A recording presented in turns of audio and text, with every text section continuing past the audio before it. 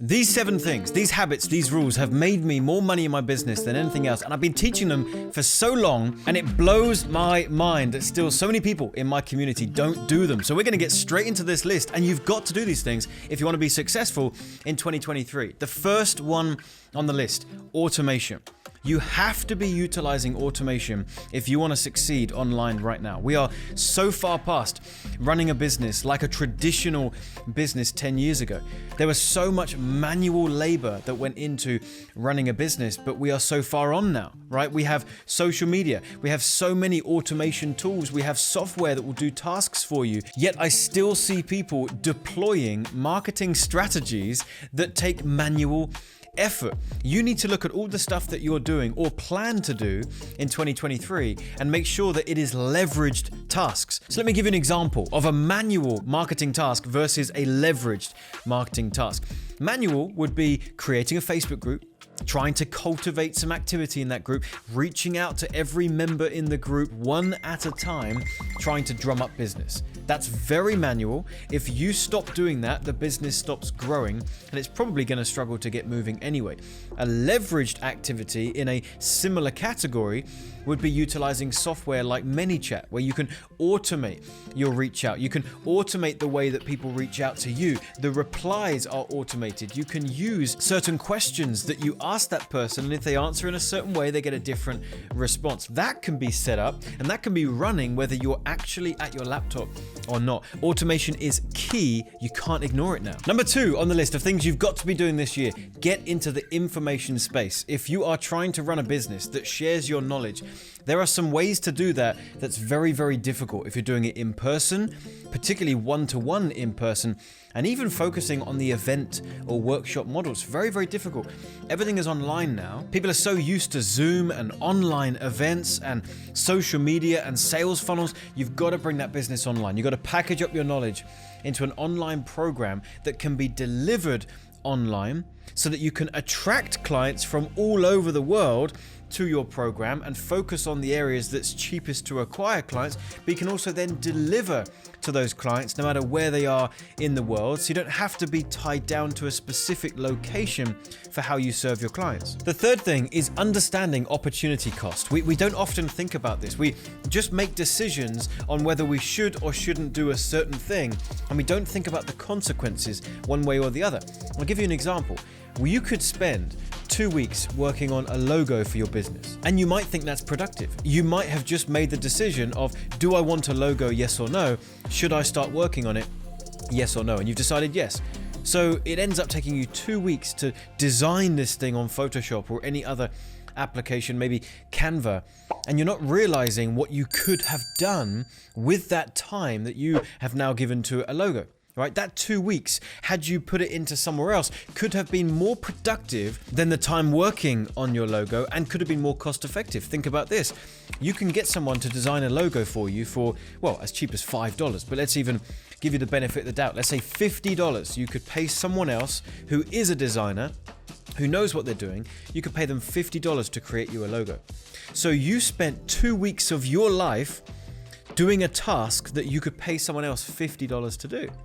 So you got to ask yourself, could you have taken that 2 weeks worth of time? Could you have put it into some other area of growing your business and generate with that 2 weeks worth of time something that produces more than $50 in the long run? If the answer is yes, then this task should not have been done. That is opportunity cost. So you've got to be factoring that into every decision you make. Is this something that needs to be done? If it's yes, do you need to be doing it? Because you might want to outsource that task so you can focus on something else. Number 4 kind of ties in to number 3. Number 4 is you've got to get used to investing in your education. It is one of the best investments you can make. It's learning skills. It's gaining shortcuts from other people that have done what it is that you're trying to do and can just tell you how to do it rather than you trying to figure it out yourself. Social media is moving so fast right now. So if you are trying to figure out social media marketing, paid traffic generation, sales funnels, and you're trying to figure it out by yourself, if you've just decided, I'm going to use this traffic source with this sales funnel, and then it takes you 6 months to execute on it and feel like you've got it to a point where you're ready to launch, a lot has changed in 6 months. The way that sales funnel was built People have now found smoother, better, more efficient ways to do it. The way that you run traffic on YouTube has now changed. So you wasted 6 months and you're actually back at a brand new starting point. That is how quick this whole game is moving. And that is also the opportunity cost of deciding to go it yourself instead of finding a coach or a mentor. You've got to get used to this. I've seen my business grow again and again and again every time I up how much I'm investing in my coaching. I remember I used to spend $1,000 on courses and that felt like a big deal. And then I needed actual coaching and spent $10,000 on some coaching. Then I spent $25,000 on a coach back in 2014. And it just elevated everything that I did, and I gained those shortcuts. And now I just made a decision and signed a contract for some coaching with someone who's going to help us in this next phase. And I'm paying him $160,000 to work with us over the next 12 months. Every time I need my business to elevate, I actually increase how much I'm investing in myself and my knowledge and my coaches, and I gain those shortcuts. Number 5, always be learning and always be asking why. You're never going to hit a point where you know everything about a certain subject. You might get your business to a level where you're happy, $10,000, $20,000, $30,000 per month in your coaching or training business, and you just coast. But while you're coasting, other people are surpassing you. So you might think you're just maintaining the business, but actually you're not, you're going backwards. Where you feel you're coasting, you're actually drifting back as everyone else starts to pass you because they're constantly learning more stuff. So never become complacent. Never go into maintenance mode. You've always got to be learning. Be questioning the ways you do things inside of your sales funnel. Be open to new traffic sources. When you meet people at events or seminars or conferences, be curious. Don't shut yourself off and think, I don't want to be bothered by different conversations. Maybe there's someone there that knows something that you don't, and it will spark an idea. Always be willing to learn. Never put a cap on the skills that you're trying to acquire, and always ask the question why, because oftentimes the answers that come back to you are very, very enlightening and can help you move your business forward. And number 6, and this is a big one, pay attention to this one. Make sure you're not getting distracted by too many things simultaneously.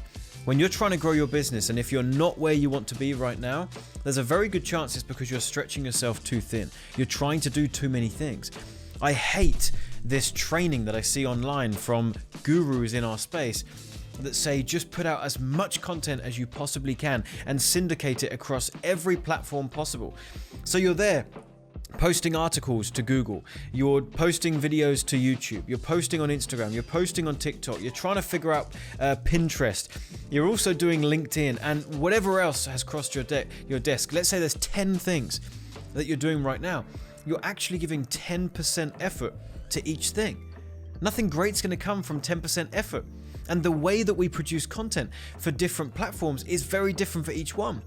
So if you think you can just produce one bit of content and syndicate it across all platforms and get some great results with that, you're living in cuckoo land. It's really not going to happen. And the example I just gave is only for content production.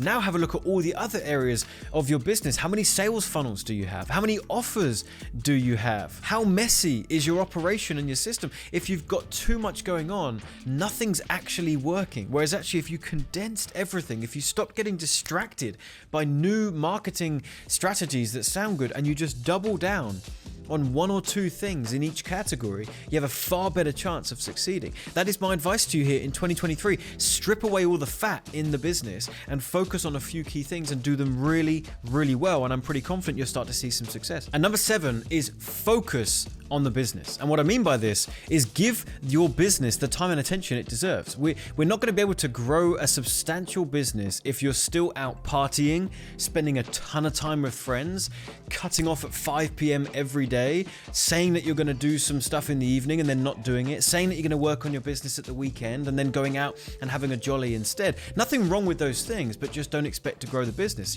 You can get to that level of lifestyle later down the line. That's the reward for the work you put in the beginning. That's why entrepreneurship is really hard in the beginning. And that's why a lot of people would prefer to just have a paycheck and just know exactly how much they're earning, know exactly how long they're contracted to work for, because that's a nice, comfortable lifestyle. Nothing wrong with that. Entrepreneurship's very difficult. So if you want your business to thrive, if you want to get that momentum you've been after, you're going to have to stop going out for drinks. You're going to have to stop doing as much socializing as you're doing right now. You're going to have to put in a bit of work in the evenings and weekends and in moments where where your body and your mind is saying, I'd rather be doing anything else right now. Those are the moments, even more so, you've got to get your head down and focus. On this topic, by the way, there's actually a very dangerous mindset that entrepreneurs can have that will just have you spiraling out of control into an endless loop of failure. And I don't want that for you. There's a video that I recorded right here that dives into that. Do go check that out right now. I hope this video has been helpful for you. 7 things you must do to be successful in 2023. I hope it's helped, and I'll see you in a future video.